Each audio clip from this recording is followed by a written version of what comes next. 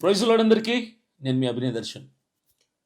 విజయవాడలో భవానీపురం అన్నటువంటి ఏరియాలో నిష్కారణంగా దారుణాతి దారుణంగా కనీసం కరుణా కటాక్షం లేకుండా క్రూరులుగా మూర్ఖులుగా మధ్యతరగతి కుటుంబాలకు చెందిన పేదవాళ్ళ కలల్ని నిమిషాల్లో కూల్చేశారు. కోర్టు ఆదేశాల మేరకు 42 ఇళ్ళని కూల్చేసి అక్కడ ఉన్నటువంటి మధ్యతరగతి కుటుంబాలని రోడ్డు మీదకి తీసుకొచ్చారు. లక్ష్మీరామ కోఆపరేటివ్ సొసైటీకి కోర్టు అనుకూలంగా తీర్పునిచ్చింది. 25 సంవత్సరాలుగా అక్కడ ల్యాండ్ ఎక్కడైతే ఈ 42 ఇల్లులు ఆ కన్స్ట్రక్షన్ చేశారో ఆ ల్యాండ్ 2 ఎకరాల 40 సెంట్ల ల్యాండ్ కోర్టులో ఉంది, పెండింగ్లో ఉంది అని చెప్పారు. ఇన్ని వివాదాల మధ్య అక్కడ ఇల్లులు ఎలా కొనగలిగారు, ఇల్లులు ఎలా రిజిస్ట్రేషన్ చేసుకోగలిగారు, ఒకవేళ వివాదములో కనుక ఆ స్థలం ఉంటే ఎలా రిజిస్ట్రేషన్ చేశారు రిజిస్టర్ ఆఫీస్లో, ఇవన్నీ చాలా ప్రశ్నలు ఉన్నాయి. మనం ముందుకెళ్దాం. అక్కడ వాళ్ళ ప్రజలు ఆ భావోద్వేగానికి గురై వారు ఏం మాట్లాడుతున్నారో వాళ్ళ వేదన కూడా మీకు వినిపిస్తాను నేను. ఈరోజు భవానీపురంలో జరిగింది కేవలం ఇళ్ల కూల్చివేత కాదు, మధ్యతరగతి కుటుంబాల ప్రజల్ని, కలల్ని, కన్నీళ్ళని నేలమట్టం చేయటం. ప్రభుత్వం అంటే ప్రజలకు రక్షకులు అవ్వాలి కానీ భక్షకులు అవ్వకూడదు. ప్రభుత్వం పేదల మధ్యతరగతి కుటుంబాల ఇళ్ళని కూల్చి ఇప్పుడు ఏం జరిగింది, ప్రజలకే ప్రభుత్వం శత్రువుగా మిగిలింది. భవానీపురం ప్రజలు అసలు ఎవరు? దొంగల, ఉగ్రవాదుల, తీవ్రవాదుల, రౌడీల, అక్రమదారుల, ఆ ల్యాండ్లని కబ్జా చేసినటువంటి వాళ్ళ కాదు. వాళ్ళు రాత్రి పగళ్ళు ఎన్నో కలలతో కష్టపడి సంవత్సరాలుగా డబ్బులు దాచుకొని పెళ్లి కోసమని, ఆ బిడ్డ కోసమని వాళ్ళ కోరికతో కట్టుకున్నటువంటి ఇల్లుల, అలాంటి ఇళ్ళని రాత్రికి రాత్రి కూల్చేసి వాళ్ళని నడి రోడ్డు మీద తీసుకొచ్చి నిలబెట్టినటువంటి ఘనత, క్రెడిట్ ఎవరిదంటే ప్రభుత్వానిది అని చెప్పాలి. ఇలాంటి సాదాసీదా ప్రజలు కష్టాలతో కట్టుకున్న ఇళ్లపైనే సర్కారు బుల్డోజర్లతో కూల్చేశారు. ఇదేం న్యాయం, ఇదేం పరిపాలన అని ప్రశ్నిస్తున్నా. ఏ ఒక్కరినైనా ముందుగా హెచ్చరించారా? లేదు. రాత్రికి రాత్రే కూల్చివేరు. ఉన్న ఫలంగా గంటల సమయంలో చూస్తున్నగానే రోడ్లపైకి జనాల బతుకుల్ని తీసుకొచ్చారు.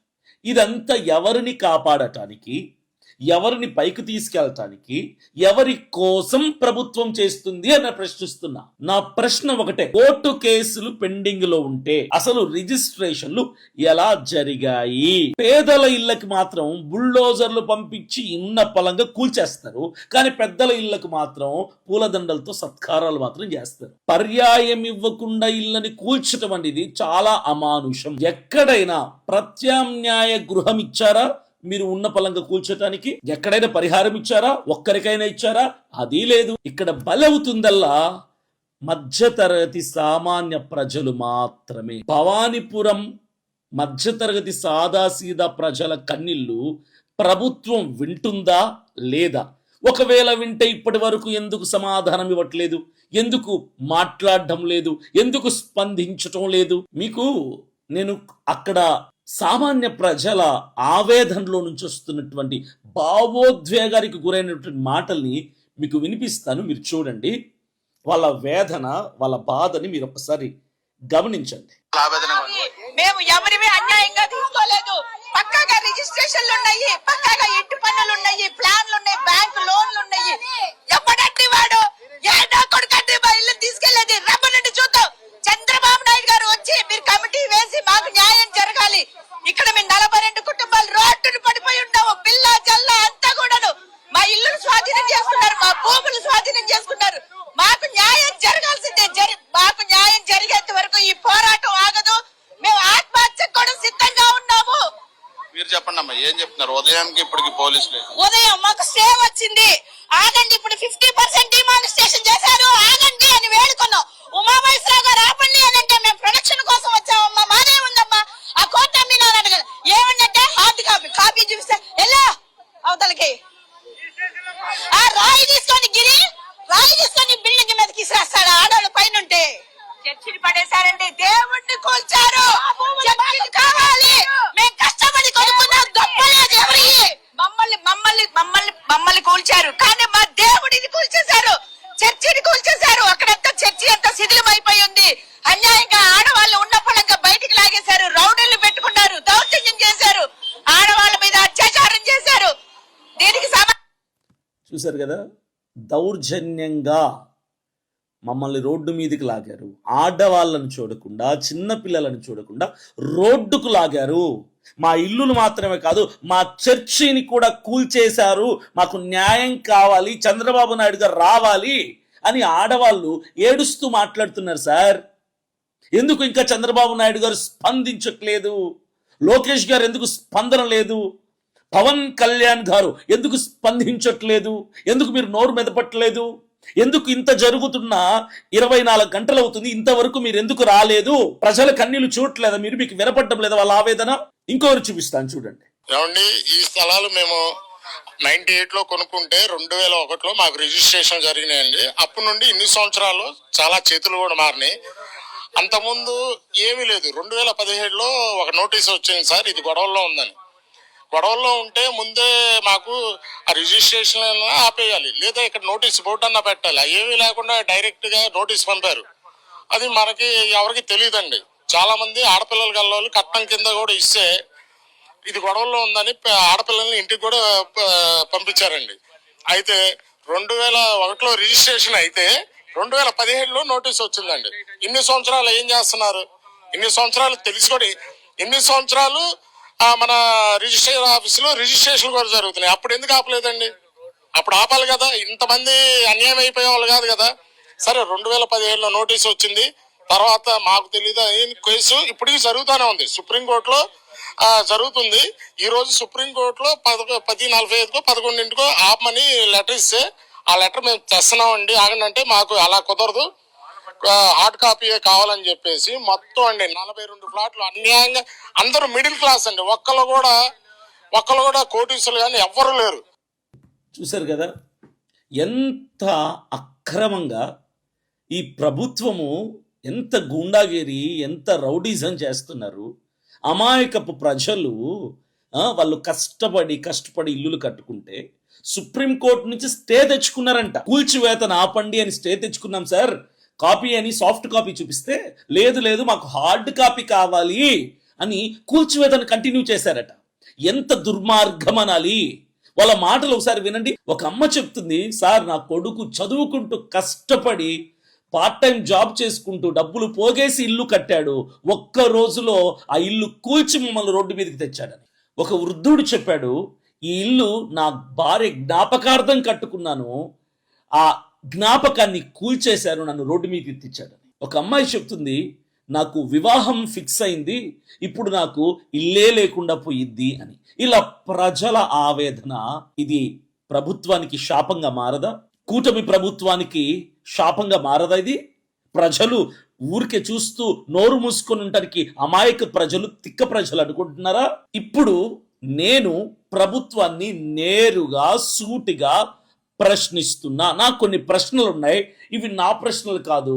ఆ విజయవాడ భవానీపురంలో భావోద్వేగానికి గురై నడి రోడ్డు మీద నిలబడి గొంతు చింపుకొని ఆక్రందనలు చేస్తున్నారే, వారి పక్షమున నేను అడుగుతున్న ప్రశ్నలు. క్వశ్చన్ నెంబర్ 1, ప్రజల ఇల్లు కూల్చడానికి మీరెందుకు అంత తొందరపడ్డారు? అంటే రాత్రికి రాత్రి బుల్డోజర్ పంపించి కూల్చేయాలని ఫిక్స్ అయిపోవడం కారణం ఏంటి? క్వశ్చన్ నెంబర్ 2, ఒక్క ప్రజాప్రతినిధి, ఒక మంత్రి లేదా ఒక ఎమ్మెల్యే ఒక్కరైనా వచ్చి ప్రజలతో మాట్లాడడానికి ప్రయత్నం చేశారా? లేదు. క్వశ్చన్ నెంబర్ 3, కూల్చివేత సమయంలో మహిళలు ఏడ్చారు, పిల్లలు పరుగులు తీశారు, వృద్ధులు స్పృహ కోల్పోయి పడిపోయారు. ఇవన్నీ చూస్తున్నటువంటి డిపార్ట్మెంట్ వాళ్ళు, పోలీస్ డిపార్ట్మెంట్ వాళ్ళు, ఇవన్నీ టీవీలో లైవ్లలో చూస్తున్నటువంటి ప్రజానాయకులు, రాజకీయ నేతలు, మీకు మనసు కరగలేదా? ఇప్పుడు క్వశ్చన్ నెంబర్ 4, ఇది అక్రమంగా కట్టారు అందుకే కూల్చేసామంటారా? సరే, నా ప్రశ్న ఇంకోటి. అంటే రోడ్డు పక్కన పెద్ద పెద్ద భవనాలు, మేడలు, బంగళాలు అక్రమంగా కట్టినవి లేవా? ఇన్నున్నాయి. మీరు వాటిని కూలుస్తారా? కూల్చరు. సన్మానాలు చేస్తారంటే సామాన్య ప్రజలవైతే మాత్రం తొందరగా అదేదో ఆతృతగా వెళ్ళిపోయి దూకుడు మీద వెళ్ళిపోయి కూల్చేస్తారు. పెద్ద పెద్ద భవనాలు బంగళాలు ఉన్నోడిది డబ్బు ఉన్నోడిది అయితే మాత్రం కూల్చమని ఆదేశాలు ఉన్న కూల్చరు. అడ్డు మీరే పడతారు, మీరే వాళ్ళని కాపాడతారు. ఇది ఎక్కడ న్యాయం సార్? ఈరోజు చెప్తున్నాను, రాజకీయ నాయకులందరికీ చెప్తున్నాను, కూటమి ప్రభుత్వానికి చెప్తున్నాను, ఈరోజు మీ మౌనం ఏదైతే ఉందో మీ మౌనం ప్రజలు తీర్పు తీర్చే విధంగా ప్రజల్ని మారుస్తుంది. గుర్తుపెట్టుకోండి. మీ ఇల్లులు కూలితే మీరు మౌనంగా ఉంటారా? ప్రభుత్వ భవనం కూలిపోతే మీరు ఊరుకుంటారా? ఊరుకోరు. కానీ పేదల ఇల్లు, మధ్యతరగతి కుటుంబాల ఇల్లు, సామాన్యుల ఇల్లు కూలిపోతే ఊరుకోకుండటం కాదు, మీరే దగ్గరుండి స్వయంగా చేయిస్తారు ఈ పనులన్నీ కూడా. ప్రతిపక్షాలైనా కనీసం ముఖం చూపిస్తున్నారా?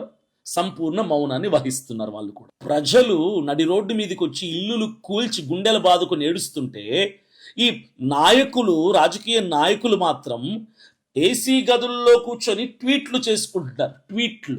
ఒక్కటి మాత్రం గుర్తుపెట్టుకోండి, ప్రతి రాజకీయ పార్టీ నాయకుడికి చెప్తున్నాను, జనసేన కావచ్చు, టీడీపీ కావచ్చు, బీజేపీ కావచ్చు, మీరు కూల్చేసింది ప్రజల ఇల్లు కాదు, ప్రజలు మీ మీద పెట్టుకున్న విశ్వాసాన్ని కూల్చేశారు. వాళ్ళ విశ్వాసం కూలిపోయింది ఈరోజు. ఒక్క క్షణం మీరు ఆలోచించండి.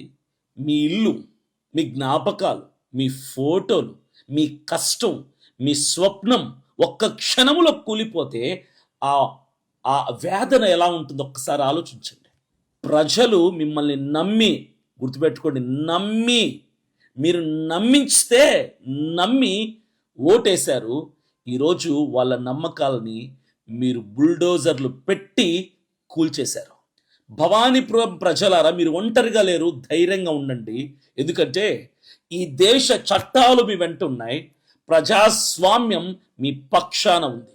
జరిగిన అన్యాయం ఎంత పెద్దదైనా సరే రేపటి రోజున మీరు ప్రజలు ఇచ్చే తీర్పు ముందు తల ఉంచి ఓడిపోయి తీరాల్సిందే. మన దేశంలో ఎన్నో ప్రభుత్వాలు ఉన్నాయి, కానీ సత్యం ముందు నిలిచిన ప్రభుత్వాలు మాత్రమే నిలిచాయి. మిగిలినవి కుప్ప కూలిపోయాయి, పోతాయి.